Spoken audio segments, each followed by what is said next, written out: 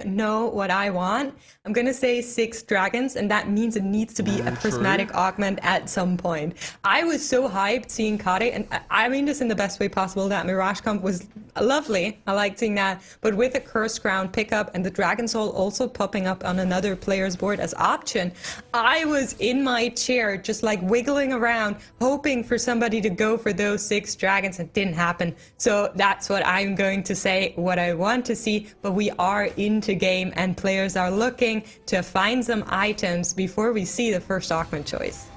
I mean, you never know. We could get another 4th on Donny, and that would open up the option for 6 dragons without the Dragon Soul, without Age Dragons. I kind of feel, and I don't mean this in a negative way, but I feel like we've ran out of spatulas in yesterday's games on Asha's board. Like, there's been so many spatulas in that one board. It's been a shortage ever since. I think, yeah, we probably need to get some more for the other players to make a what did you say, like a 4 fawn game? That's going to be hard. I mean, I saw you've got one on your bench, so it's not like you're helping the situation. I do. I picked that one up. You know, last time I went into the carousel, sometimes you just have to get something for yourself. But we are getting word that Nomsi is going to be mage here, and the Mirage is going to be Executioner. So the Electric Overload Dream is not going to happen this time around, but Executioner's Mirage, still a pretty attractive Mirage to pursue if you wanted to go for that Guild Deja comp. Yeah, could be. Having a look at Colourful's start here, he's managed to get both a Silas and an Olaf from the early drop. So definitely a couple of options, some potential direction here. You know, imagine if he came out with personal training as a first augment after getting dropped 2 amazing bruises to go with. Close. He gets the bruiser crest. But he's also got Scorch there, which we did see get picked up earlier today as a very good, you know, Rage Wing augment. But he's not going to go there. He's just gonna try his luck. He's got an Ezreal 2 in shop as well, by the way. Should we just note that quickly, because we have seen how effective Ezreal is as an item holder. Yeah, and with the Olaf Silas frontline, that could be just so good. But Colorful holding on to the... Yeah, there we go. There it is. Gonna get popped, gonna get slammed. And hopefully we're gonna see the Ancient Tome getting used soon as well to find a little bit of direction. And if you need direction, chat, here is one for you. Exclamation mark chest into chat. You cannot buy these anymore, but you can win them here. So that in itself is like its own little chat prismatic augment. Yeah, look, I've just entered. I'm pretty sure I'm not allowed to win, but you know what? I'm trying my luck anyway, so I hope you guys do too. We've heard that Percy got both a Varus and a Guild emblem.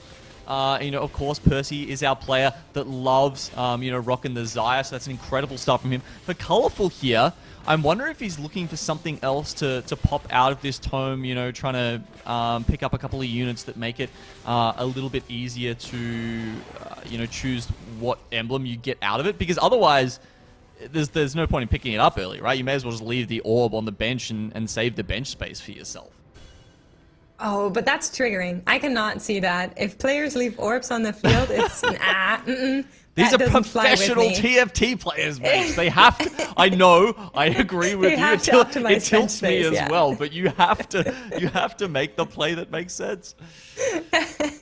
But we are on Percy Jackson's board, a player that has been blessed by Mordok several times in this tournament, has found the Guild crest early on and a Varus, so is very open to going into that Xayah with Chod Guild combination that we are seeing a lot of, particularly from Percy. So he's been forcing a lot of Xayah, and this is a pretty good start to get there. Together with an Astral, get you some extra econ in the early rounds. Beautiful.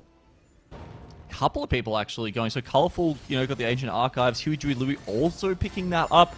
Tamura having to go for a Sunfire board, which, I mean, yeah, okay, maybe that's a little bit better, you know, at stage 2-1 in terms of its effectiveness. That said, I'm just sort of thinking about the amount of late game compositions that we're seeing where, healing is really mattering to them, right? I'm thinking about the Dark Flight Swains that we've seen late game, having some trouble, that kind of stuff. So could help against those, considering you do get that initial heal cut against all of your opponent's board. Yeah, and we hopped on over. Huey Dewey Louie has popped that ancient tome, and out came an assassin emblem currently being slammed on that Yone, but that could be an angle for the Dark Flights you just mentioned. Goes really, really well with the assassin splash to have a little bit of extra crit in the backline. And yeah, maybe that's where this one is going, or it's going to be another Scalescon one. Yeah, I agree. Those do seem to be the two most likely options. I mean, I don't know. Having that assassin emblem, I guess you could put it on. You know what? I should just stop pretending and theory crafting whenever we see these weird emblems come up. Because every time we do it, they just inevitably end up going Dark Flight, and it doesn't matter what the emblem is whatsoever, right? So we're gonna see where this one goes. I mean, there's a couple of options with Sinspat, to be honest, so I'm not gonna... we don't need to lock ourselves in. Could be a Siphon board as well. Siphon does really well with Sins, so we're just gonna wait and see as players are picking up the carousel items here. Crit Glove being left over for Colorful, and Percy going with that cloak back to the board. But here's a player that's going to get a little bit of extra healing and can allow themselves to open forward. So just going on a loss streak early on, generating economy, has found Lagoons early on now as well, and is just going to be healing back up. It's Obu. Yeah, okay, so we've got the blue buff option there.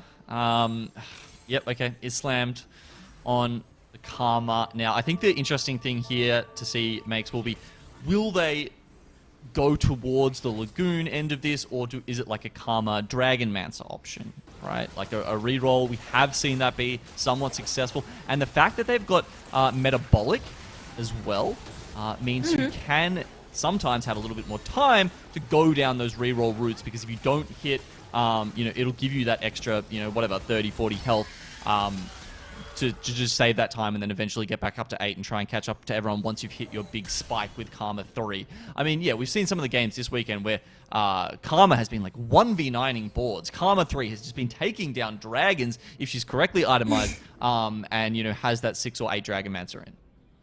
Yeah, that's absolutely true. We have seen Karma reroll with the Dragonmancers, but I think for Obu, that's not going to be the direction. We are already in 2-6. We have found a Kaisa 2 with Lagoons, and I think if you wanted to go for that Karma, you would have needed to find at least a little bit more direction to go into that earlier on. Sorry, so that's I was trying to say Kaisa that whole time, but because they both start with K, I said Karma a lot, so... Okay, yeah, that's fair enough. Very similar names. So it's going to be the Kaisa that we are currently seeing on Kade's board as well. That could happen. That's also a very popular reroll and definitely a potential. I think I prefer seeing the Somme, and I'm still waiting for somebody to give me Seraphine 3. I know some people have been saying it's a trap, but I feel like Seraphine 3 could do some great stuff with the Lagoons. It's still a big spike, I think the magic damage on auto goes from 35 to 40 when you get 2 stars to 3 stars. So it's like a 100% increase in that, that bonus damage there, which is a big bump. That said, the comp overall does seem to have, really suffered from the reduction in shield time, the reduction in time in which you're doing that extra magic damage. And that's why we haven't seen it quite as much. I mean, what was there? There was one game today where someone hit Graves 2 and pivoted towards it because they kind of had no other options, but it doesn't feel like people are kind of going there right from the start. Yeah, we are on Fred's board, and I'm a little bit sorry to Fred. I would like to formally apologize. I seem to have cursed Fred at the start of this day as they're currently the last of the leaderboard, but have picked up a spatula from the Crooks here and are on a Guild Mirage angle. And with Executioners, you know, we talked about it earlier. It's not Spell Sword, but it's still a very good Mirage. And with Zippy being hit as early as is, a Twitch 2 with Statics and a Sichuani on board, you're on a really good track to get there. Yeah. Yeah, it does have a lot of those components ready to go. Picking up the spatula, always nice as well. Okay, Celestial Blessing 2 for yet another Zippy enjoyer out here. This one is going to be Aurora. See how this next battle goes. That Ezreal 2 that got picked up early there with the Archangels and GS is going to be doing a fair bit of damage. And obviously that does mean they're looking to go in that same sort of direction. Yeah, there's that Varus just popping off there. With that early guild crest, and that's looking like a good end game for Percy Jackson. Yeah, but won't be enough against the stacked up Ezreal. This unit is just such a good early game carry. You just said it, you know, it is going to blast into everything and anything in these early stages, especially with those items. And I do want to note that Colorful apparently still hasn't popped that Ancient Tome that was in the first augments. Second augment's coming through here now. It's going to be golden once again. And slowly but surely you would need to pop that tome because you are playing without a extra augment. Basically, you're playing without one augment. And that is not going to be a great position to be in. No, well, Tamura also not in a great position, being down the bottom in terms of health so far. Has just used a reroll here. Remember, he got Sunfire. Not, you know, not an augment that really inspires belief in your board for his first one, and then taking a reroll and then ending up with Better Together. We're not loving this. Oh my God, Huey Dewey Louie is not only on his beloved Dark Flight, but he has hit the double trouble augment for Rengar. I am seeing a first place in his future. Yeah, like we talked about the Sin Spat when it came in, right? And that is currently being translated into Dark Flight Essence, allows you to have the Assassin Splash without needing to use a Kiana, and the Double Trouble is just the most perfect augment you could use for this comp, so really, really big. Just, yeah, incredibly good, isn't it? I mean, you know, sometimes you put the Kiana in, then, you know, you put the Graves in, you get the Tempest as well for that bit of CC, which is nice, but it'll be interesting to see where he takes it after this. At the moment, you can see he's just using, you know, a Malphite to grab a little bit of extra health with the Bruiser trait active, but, you know, it might allow him to just really max out the amount of Darkflight units he puts on the board later on, as we've seen people, you know, stack every 1 and 2 star unit there, just use Darkflight Essence. Obu went into this game and said, I'm going to take this one by sheer amount of power of will. Metabolic Accelerator into Last Stand, that is a statement you need to respect. It's not necessarily board strength, but it will keep him in this tournament just for a very, very long time. And if he can manage to put up a good board until then, that's going to be really great. With the Lagoons he's currently running, that's a pretty good angle to get there in the long run. Only problem is, Darkflight players are around, and Huey Dewey Louie is showing him what those kitty cats can do once they get access to a backline of an AP comp. Yeah, he didn't get the stacks going that early. If I remember, he only started picking them up maybe like at 2-5 or something like that. But as you say, with Metabolic Accelerator and Last Stand, who knows? Maybe there's a 600 stack Fawn in his future. I remember Mortdog posting about like those high Lagoon stacks and what you get. I don't remember what the 600 gives you, but in case that happens, we should DM him and ask for our reward. So here is the carousel, and I think we should check in with Tamura once more as the HP totals are starting to diversify a little bit. Kade on 94. We just saw the metabolic from Obo, so we needn't worry about Obo too much, but Colorful and Tamura are both down there with the 66 HP, so they need to do something. Percy Jackson currently going to 7 as are most players. You can see it on the right side of your screen just coming in. Olaf too being hit by Colorful. It's a big spike there. I'm liking this position here from Percy Jackson. We keep talking about it. Slamming throws 3 items on top of his Varus. Having best friends, obviously that is a very decent augment when you've got the Guinsoo's Rage Blade to start powering up the Zaya's attack speed once he gets to that place. Fred, he's gone for Ascension. He's sort of expressing a little bit of love for that last game that we cast, Makes. What do you think about it in terms of a Mirage composition? I think it's a good Mirage, right? We are on Executioners, so I said it earlier, I think together with the Ascension as well, you're gonna get that Deja in the background that will ramp up and then have a lot of power with right items and Ascension kicking in. Only problem is, similar to the Lagoon comp, with those Rengars jumping around, your backline is super vulnerable, and that could be a potential problem that they're facing. So I need to see how that one goes. There is Huey Dewey Louie on that Dark Flight train. I think he's the only player that's currently running it, but you know, players could always pivot into it. We've seen it before. It isn't that uncontested. Many players like going for the Dark Flights as they're very strong, but no Dark Flight will be as strong as Huey Dewey Louie, who has picked up the Double Trouble. Yeah, now talking about the Dark Flight here, Makes, we've got a situation which doesn't happen that often, but is definitely very impactful when you have those Dark Flights in the lobby. You've gone Portable Forge, and you've taken Randuin's Sanctuary, right? What this item does is it buffs a lot of the armor and MR on your team, but what you see him doing is leaving a couple of options open. So the Karma, and I think it was maybe the Na, weren't getting that. And what this does is it means when Rengar is always jumping to the target with the lowest armor, he won't go for your carries. So you can kind of guarantee that he will chop down these other units, and it gives your carry, in this case, you know, the Kai'Sa, time to ramp up and hopefully get enough damage through.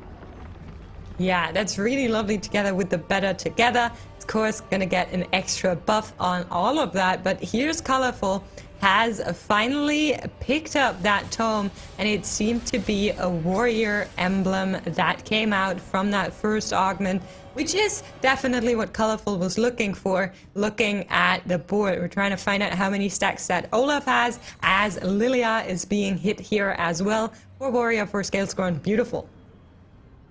I'm gonna guess 36. 30, you're guessing? Okay. Just by the glow of the hands. Yep. Okay, I'd love to see what chat thinks, how many AD it is. We're gonna... Oh yeah! No way! Yeah! You knew that. Okay, I can promise you guys, observers just told us, and it is 36. So cheers, very well done, Genome. I tipped my imaginary fedora, but yeah, that Olaf is going to start slapping some people soon. You know I'm a scale scorn enjoyer. Like, you are. You gotta be in tune with the Olaf, man. Yeah. Oh, that's awesome to see. We're gonna get some scale scorn in this last game for us here, Meeks, just for both of us to enjoy. And the 4 warrior, 4 scale scorn, definitely a good combination to have, right? It really pumps up that damage for the Olaf if you're going for the 4 warrior variation over the 2. And of course, we're going to get our last look at the augments here for the game, and it's going to be a 3rd golden augment to finish off this tournament. The regional finals. Tiamat is offered, I think, a reasonably strong one, but he doesn't want to go there. Best friends, the Thrill. Also pretty Thrill good. Are best friends. He's going to pick Portable Forge now, just because I said that, but to me, it's best friends or a Thrill. Yeah, I would have gone Portable. Here we go. It's just so good on that Olaf. Every time he kills someone, gonna get some extra healing and allow him to really have good sustain. Obo here finding that Soam is going to place it, and I see something else on his board that I think is just very smart. If you play a comp that is super vulnerable to Darkflight, and you know there's a Darkflight player in your lobby, just hold on to that Rengar, try to have your own little kitty cat to make sure that you're not getting targeted too quickly by an empowered to stabby caddy, as Frosty would say. Oh man, nice couple of casts coming out from the Somm here, just spreading that Morello over pretty much the entire team to start with. You know, good angles, good positioning here from Obo, who unfortunately is on the bottom and is hoping for a win here to try and stabilize just a little bit. When you got to remember, you know, at the same time, he's running Metabolic, right? So he's running Metabolic and he's at the bottom of the lobby before Fred just took that loss. That means he's lost so much more health than everyone 12 games. In this lobby so far. 12 loss streak. You can see how much gold he gets every time the round is over. He's just printing money. But of course, the Metabolic Accelerator and the Last Stand means you're playing without board strength, right? Last Stand is not going to do anything until it really kicks in, and you're delaying that power spike by going Metabolic. So really, Obu playing the most out of these augments, opening himself up to that loss streak, generating economy and trying to win that way around is one of the smartest plays I've seen with these augments, as other players of course are opting for board strength, and you can see what that Thrill of the Hunt Olaf can do in this matchup with Aurora, who's on a guild deja currently. So you think he's trying to basically replicate Percy Jackson from the other game in terms of like he's going to pop Last Stand and then go from 8th to 1st in a game? That would be the plan for sure. So Obu actually took a win here as well. So the loss streak has been broken, but for sure. You open forward, you generate that economy, you level early, find the Soam, exactly what he did, and that's your game plan. And then when you drop low and your Metabolic eventually runs out, you pop that Last Stand. Metabolic's still going to be there, and it will bring you back up. So really, really smart play to have that together here. But Aurora is on fire for quite some time now, so we should check out what's going on there, as Aurora is around 20 HP off from second place. I'm curious to check the board.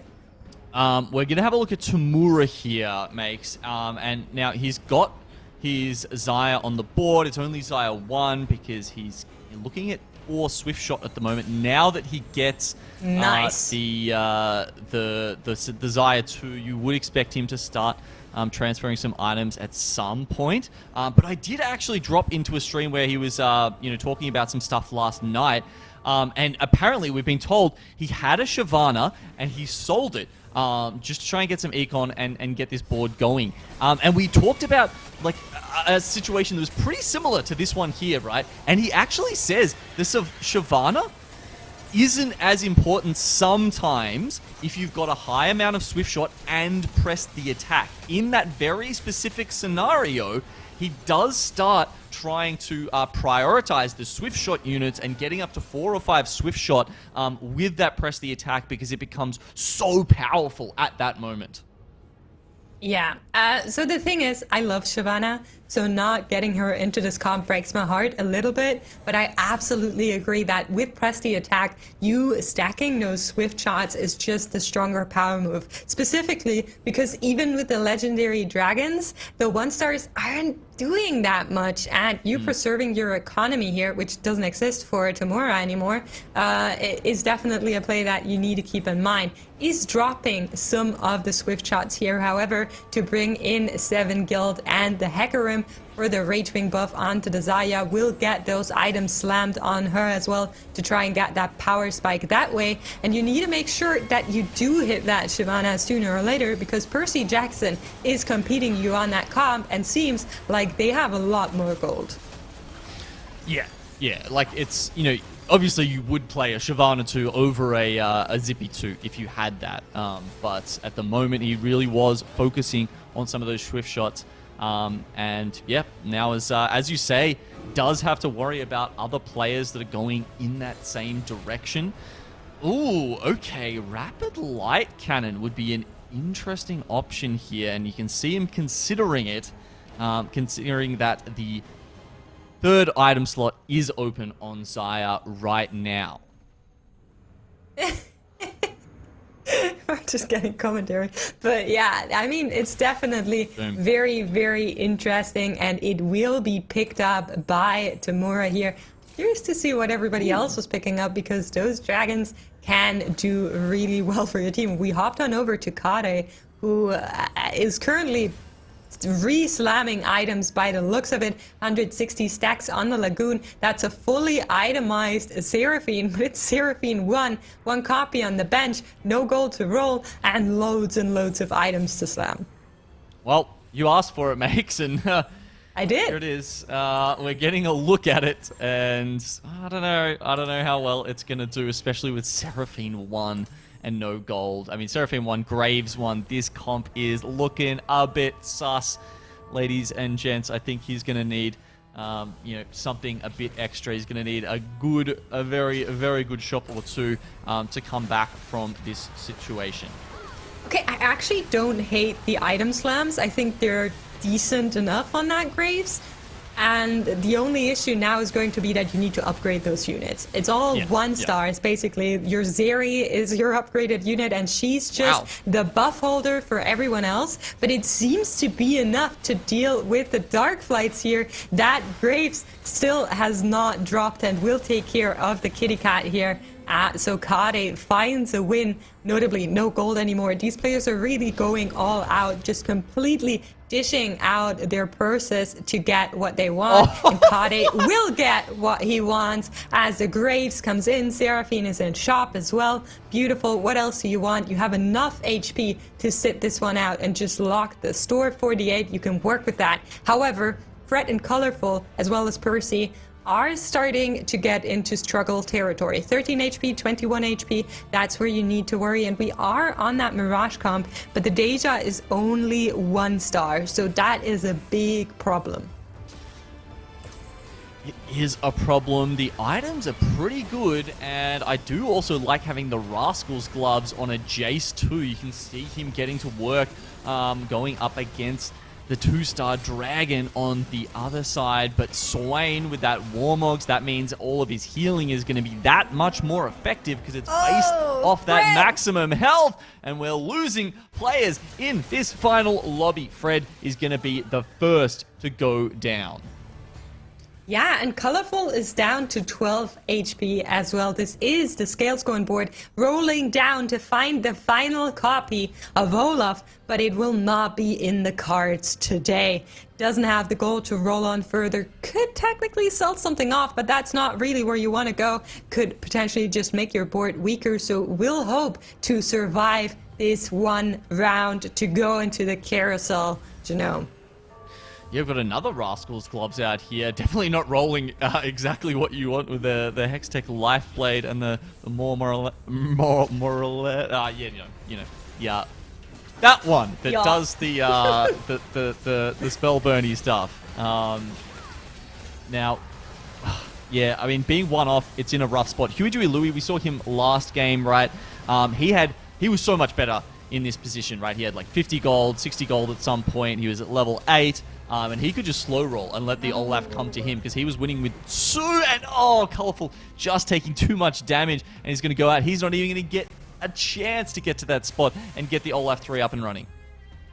Yeah, Huey Dewey Louie is really being a little bit the security in this lobby, kicking people out left, right, and center. First Fred, now Colorful. Percy Jackson needs to be scared. 11 HP on that lobby score, and we are in a Dragon Carousel. So hopefully this can be a little bit of an extra buff to Percy, who found that Shyvana with the Bramble. Will it be enough is the perennial question though, Makes. At 11... I mean, we had so much faith in this board, right? It looked like, getting the guild crest right from the word go, had a couple of items that were looking good. He's even managed to get the Radiant Gwinsus here on top of that Xayah, and being able to pop that off and use the other one for Twitch. And at this point, what is he doing? Yeah, we've got a comment. Take out Nidalee because you're on 3 Shapeshifter. What is Yeah, going that on there? one's a bit strange. With Presti attack, surely you would have wanted to put the Varus in. Probably was in thoughts and just forgot it, but that's going to be very painful. The Shyvana will be the sole carry trying to take something down here. Jace comes around, VIP, most valued player, just coming through, saving Percy one more round where the Nidalee was on the bench as extra flavor. Here we go. Okay, yep, it's going to go in a little bit of a different direction now. Has the Shyvana ready to go. And yeah, all those swift shots even in the shop should he want to change something up there. But it looks like this comp is probably where he's going to end up. 46 gold, 11 health. I mean, this is a tough spot, actually. Do you try and save up and go for Shyvana 2 because realistically you don't have any other options? Or do you roll and try and grab that Shiv 2 on level 8? That's actually a tough one. It is, definitely. We're going to see if that Shyvana can take down the enemy Lagoons. The Seraphine has been leveled up to 2-star and does a lot of shielding, but Zaya is going to pull on through. Feathers fly one more time, and it's going to be a show-up against that Zeri. One more stun, and Percy can take it and survive one more round. Press the attack, definitely doing some work there, as well as Gwinsu's Reckoning. Okay, we're on to stage 6. There's still 6 players alive, and you know, while we get a preview of what items these guys are going to pick up off the PvE round, you know, if you can remember that leaderboard going into this, just to remind you guys, the 4 players that were at the top who were really fighting this out to try and take the win in this weekend and that world slot were Tamura, Aurora, Percy Jackson, and Colorful. So Colorful going out already, you'd have to say. It's going to make it probably too hard for him. The other 3 still in this, still there with a chance to come first. Yeah, definitely. Percy now leveling up to 9. Obo, keep in mind, is on the Last Stand metabolic. Ooh. The Last Stand still hasn't been procced, and here's a very beefy boy. 3-star Silas in that front line is going to do wonders for that comp. You're just looking to see if there's anything else you could upgrade here, and will not need Percy, but maybe Tamura, so could still get clutch for Percy, and Tamura will be Kade this time around, the other Lagoon player. Oh, he gets the Zephyr onto the Som, though, so that all-important damage dealer not going to be working at the start of this. Oh, that beefy boy, you said he's been going to the gym, and Silas is just staying alive for long enough there with that level 3 upgrade to do a little bit of tanking on the front line. The Rabadon's Ascended Death Cap is not enough for Kade to keep in this one, and Obo will live to see another day, unlike Tamura and Percy Jackson, who were both taken out in that round.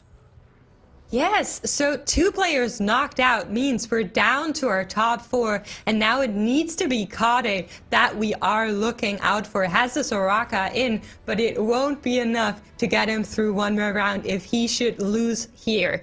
Really, this board across the line is just 2 stars. You couldn't just roll for anything. You don't have gold to roll either. 3 loss streak. The only thing that can save Kade here is the last second placement of that Zephyr. It's going to be Huey, Dewey, Louie coming in here, and the Zephyr will lift up the Swain, hoping for this team to take out the Cats before the Dragon comes back. And all eyes are on to that Graves, because he needs to be putting on the work. He needs to take down that Swain, and the Swain is just healing and healing and healing, and it doesn't want to go down, but in the end, Graves takes it, and they are on to that final Aphelios. Kade can survive here and finds a win against Huey, Dewey, Louie. Oh man, it seems like Graves sometimes really can be the kryptonite there for that Swain. I mean, obviously getting the Zephyr onto them at the start there was pretty good. But yeah, just Giant Slayer means he does so much damage to that big techie unit. Now, as we move over to have a look at Obo, who is on 3 HP, look, Last Stand has procced, right? That Yeah. is why everyone's looking shiny and lovely there. And you can see he knows he's coming up against an assassin player because he's moved everyone into reverse. The Silas goes to the back line with that Davara La stone plate.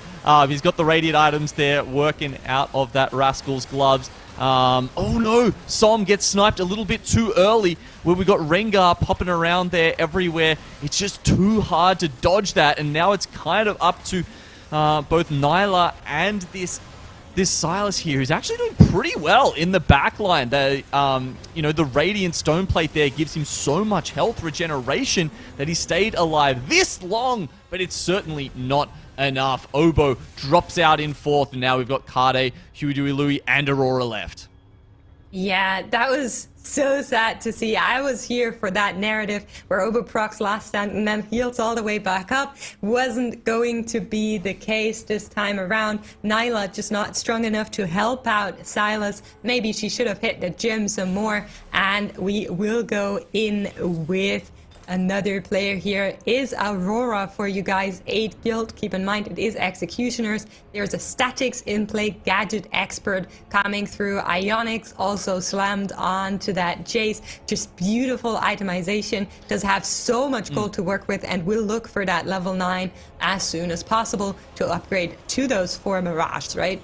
Just remember, he was the one who's been playing Gildasia this whole time, Makes, right? So this is his comfort spot, and he's going to do very well with it. Yeah, I am very worried for Huey, Dewey, Louie, and Kade. I don't know what Kade is meaning, but Huey, Dewey, Louie is here with the Dark Flights. 18 HP might just be enough on 6-5 to get him through this if it isn't a big loss. The Deja will take some numbers out, but the Rengar comes along and does its thing. Sippy, however, resisting and will find a win against that Rengar. It seems like Jay smashing one more time onto Rengar's head, and there is a win for Aurora against Huey, Dewey, Louie. Kade, however, survives as well.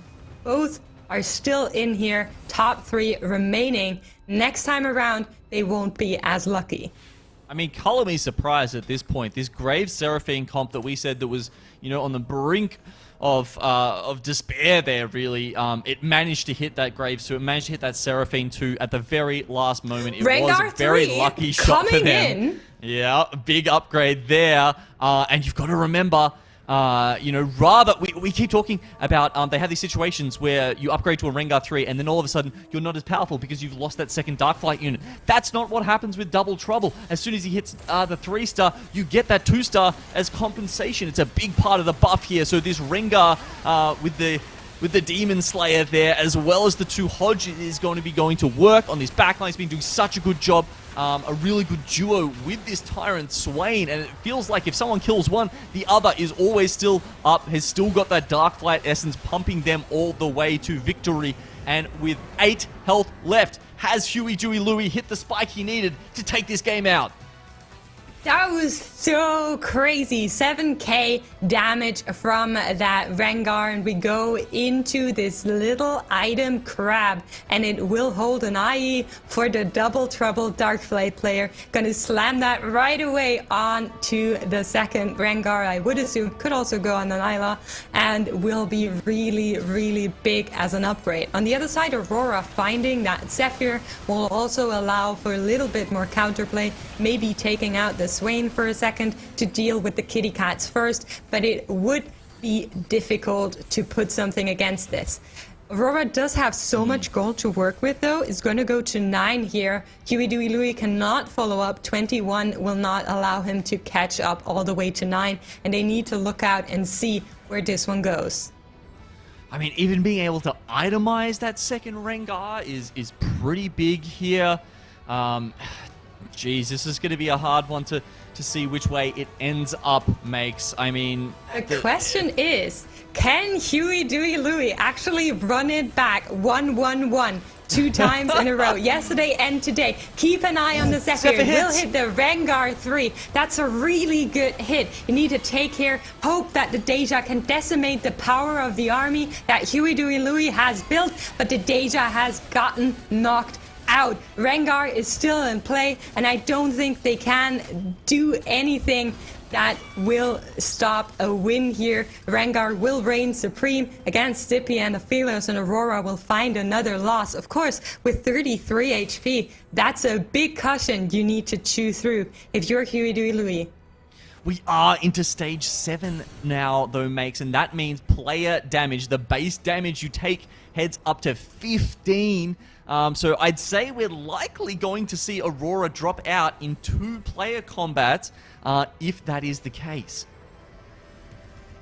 Yeah, if he loses twice in a row, we're gonna see how this one ends. Once again, looking out for the Zephyr Genome. Take us through that one.